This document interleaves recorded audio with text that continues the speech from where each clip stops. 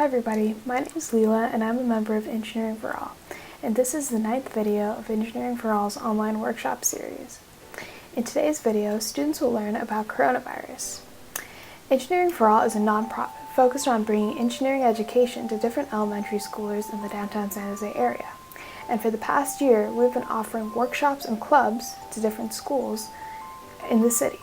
Since the COVID-19 quarantine, we've had to move our operation online, which is why we've been offering these online workshops. In today's workshop, students will learn about how personal protective equipment is key in making sure that coronavirus doesn't spread.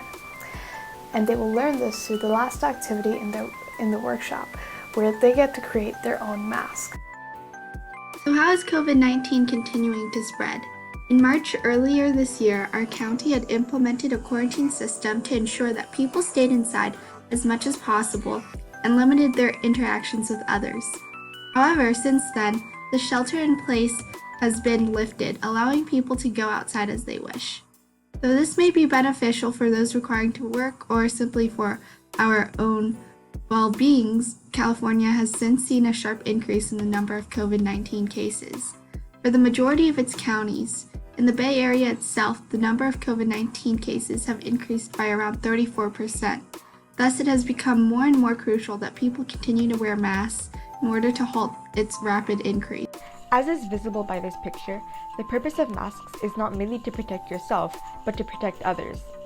Assuming that a COVID-19 carrier does not wear a mask, they pose a 70% risk of transmitting the virus to someone wearing the mask. However, if the carrier instead wears the mask, this number drops down drastically to 5%. Furthermore, the percentage is decreased more if both parties wear a mask. With these statistics, we are able to see how the simple act of wearing a mask can greatly reduce the risk of infection and make the world safer for us to live in. So for this week, we'll be teaching you guys how to make your own mask out of materials you have at home.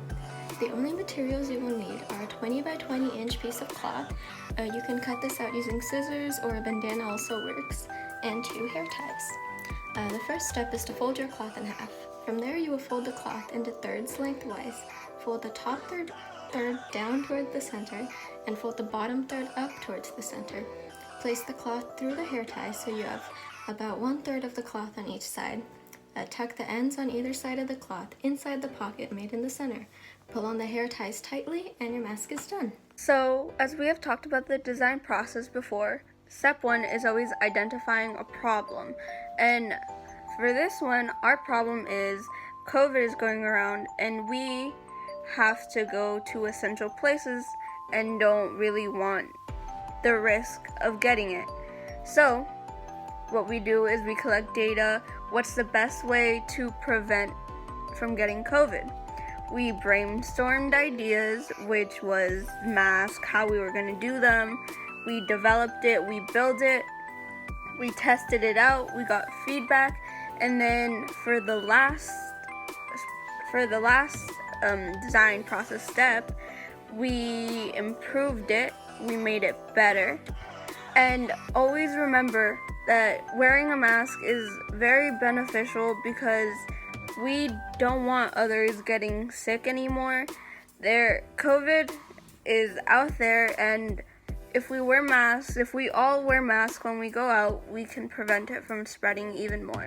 So please do your part and wear a mask when you go outside. Thank you so much for watching our video. Make sure you give this video a thumbs up and follow us on our social media. We make new videos every week, and if you'd like to see more of our videos, make sure to subscribe to our channel. Since we are a non-profit organization, it will be very helpful to have donations or buy merchandise from us from Redbubble. Come and check it out! We hope to see you next week.